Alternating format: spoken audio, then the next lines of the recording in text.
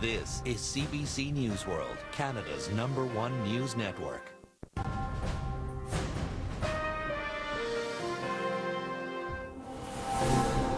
This week, Haiti's new tragedy.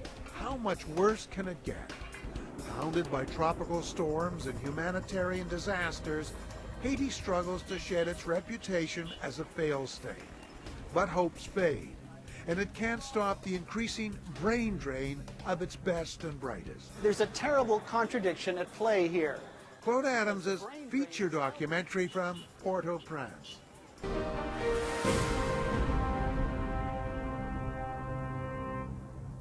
Hello, I'm Brian Stewart. Welcome to this week's Our World. Haiti remains an impoverished nation with apparently intractable problems, a failed state that can't seem to rise above its tortured history. It's blessed with natural beauty and has a rich and dynamic culture, and bears the proud distinction of being the first black republic independent since the early 1800s. But generations of violence, dictatorships, instability, and environmental degradation have made it a land of intense suffering for many of its 8 million people. In August, no less than 4 tropical storms hammered the island, leaving behind yet another humanitarian disaster. The UN is appealing for aid to help the hundreds of thousands of children facing hunger. Claude Adams has had a long history traveling to and reporting from Haiti. He was there recently and focused on a problem that Haitians worry will seriously undercut their future. That is economic emigration, or brain drain, of Haiti's best and brightest people to countries like our own. Here's the report by Claude Adams. Stanley Desmoulins should be a model for Haiti's future. He's young, politically active, an electronic engineer who speaks 3 languages. Stanley lives in a nice apartment overlooking Port-au-Prince and drives a late model SUV. He earns $1,000 US a month. By Haitian standards, he's part of the country's elite. But Stanley, 29, is unhappy. He's applied for a visa to live and work in Canada. As soon as it's approved, he will leave. He'll be joining Haiti's brain drain, a phenomenon that makes a poor country even poorer. When I look to the future, okay, and it's important for me to go outside, to try to have more knowledge, okay, more knowledge and to make some money, and after come back to help the country. If I work hard, I will have a future in Canada. Stories like Stanley's are repeated many times every day. An exodus of an entire educated generation to countries like Canada and the United States. It is an hemorrhage, a bleeding we cannot stop. I am seeing a drain, massive drain. It's a catastrophe for the country. It's a waste of resources. We call it economic immigration. In Creole, the term is l'échappé, someone who escapes, who breaks out as if from prison. Haitians have been escaping since the Duvalier dictatorship in the 1950s and 60s, escaping from violence, from political instability, but mostly from a crushing poverty that never seems to end despite billions in foreign aid. More than 2 million people have fled, mostly to the United States, but in recent years, the cream of the crop, the best doctors, teachers, engineers, and other professionals have come to Canada. You see them lining up every weekday morning, documents and bank statements in hand, in front of the Canadian Embassy on Rue Delmar. Canada makes no apologies for the fact that it welcomes the best and the brightest of Haitian immigrants. The freedom of people to move, it says, is one of the hallmarks of a democratic system. That may be true, but there's a terrible contradiction at play here. Because the brain drain is turning Haiti into a beggar state, even while Canada spends hundreds of millions of dollars to put the country on its feet. Patrick Elie is an advisor to Haitian President René Préval. He likes Canada. He spent several years here as a political exile. But Elie is furious at the Canadian government for what he calls an intentional policy to extract the best Haitians, especially in recent years. We have more Haitian doctors in North America than we have in Haiti.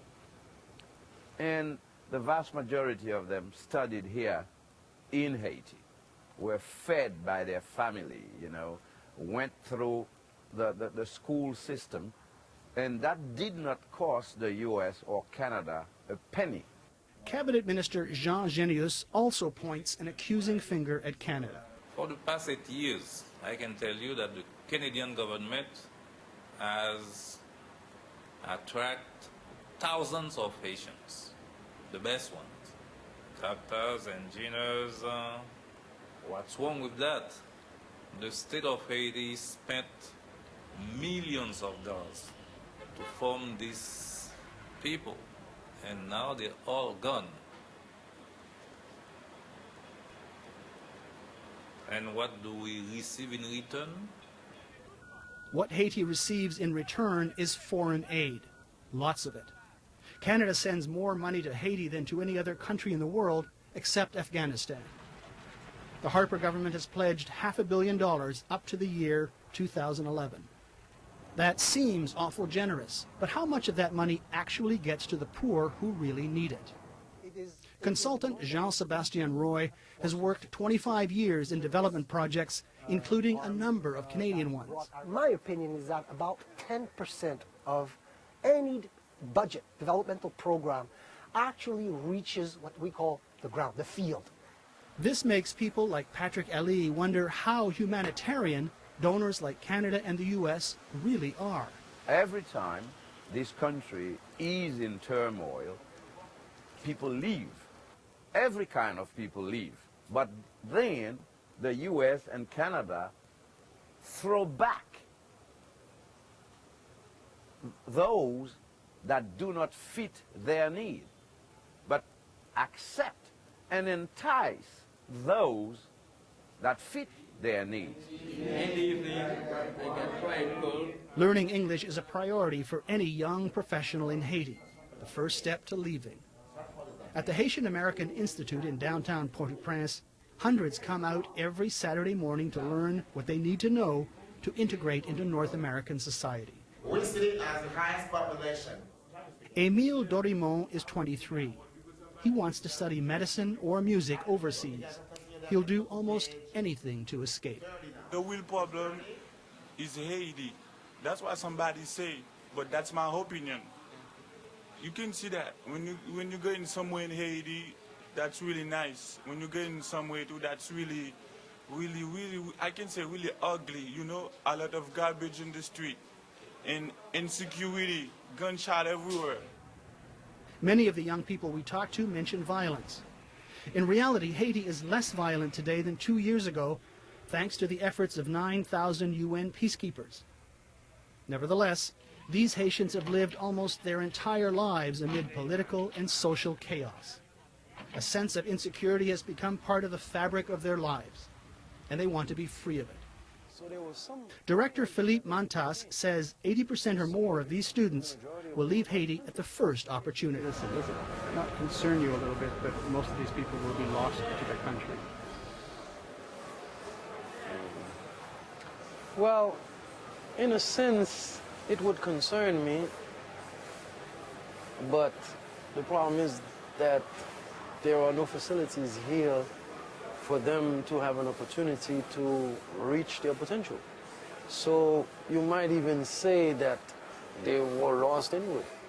Many of the students we talked to were torn between self-interest and concern for their country's future. It's important to sacrifice. It's important. I think it's difficult, but I think we must sacrifice just to start, to try to develop it. But I know it's difficult, but we must do it. Would you be willing to sacrifice for your country? Well, I would like to try. I would like to try. I don't know if I can resist to go abroad, but I would like to try. In Haiti, our nation, our people don't respect us because, so when you go overseas, you study and you make some experience overseas, when you come back, they have more respect for you. See what I mean? I understand. Yes. So you want to get more respect? Exactly. You have to put that in perspective. Those people, they are young. They have nothing to do. They have no money. So what they have to do? And when they look at on the TV, they see something that look like paradise for them. So put yourself in those situations, in those shoes. Stanley Desmoulins takes little comfort in his own relative affluence. His car may be comfortable, but the roads are dreadful. There's no money in the treasury to even fix potholes. When he turns on his radio on his way to work, the news is almost always bleak. And the cost of living is going through the roof. Gasoline approaching $7 a gallon. Stanley worries endlessly about making ends meet. What will happen if I lose my job? If my wife loses her job? What would and for the future? In the future, I will have to have my own car, my own house. With that money that I have, I cannot build a house or buy a house. Understand? I think if I have more knowledge, if I have a master, I could find a better job and I could earn more money. You understand? This could help me to build a better future. It's a vicious circle. Just as Haiti seemed to be on the road to political stability, a food crisis erupted earlier this year over the rising price of rice. This kind of violence accelerates the brain drain, which brings more poverty, which in turn causes more people to leave. Haiti's extreme poverty also leaves it highly vulnerable to natural disasters, like the recent hurricanes that killed hundreds of people in flooding. There are some ideas for reversing the brain drain. A few years ago, for example, the Cuban government took hundreds of young Haitians, trained them in medicine and agronomy, and sent them home. That program has worked pretty well. Dr. Michel Maxine spent 7 years studying medicine in Cuba. Today, he sees patients in a bare-bones office that doesn't even have proper hinges on the door. He earns about $300 a month, but he says he has no plans to leave Haiti. Es verdad que podemos tener más comodidades en otras tierras, pero tenemos que pensar en este pueblo. Y yo pienso que es un gran crimen dejar ese pueblo, dejar de ofrecerle nuestros servicios para ir a otra tierra, a pesar de todas las dificultades. Dr. Maxine embodies what's missing in Haiti, a sense of civic responsibility. Of course, it's hard to have much faith in an economy notorious for its sweatshop labor. The country has many factories like this one. There's not much scope here for ambitious and educated young professionals. Planners say that what Haiti needs is a lot more large-scale development, financed perhaps by Haitians living in Canada and the U.S. And at the same time, Canada could open vocational schools in Haiti. That way these people, now taking English courses, might be encouraged to train for the kinds of jobs this development would produce. Because Stanley Desmoulins would love to find a reason to stay at home. On his morning drive to work, I asked him what he will miss most about Haiti when he leaves. I will miss the people, the smell of the land. You know, when it is raining, our land has a special odor. It's an odor and a way of life that he'll likely never find in Canada. Like tens of thousands of other Haitians who are the brain drain, Stanley only wishes he had a choice. For Our World, I'm Claude Adams in Port-au-Prince.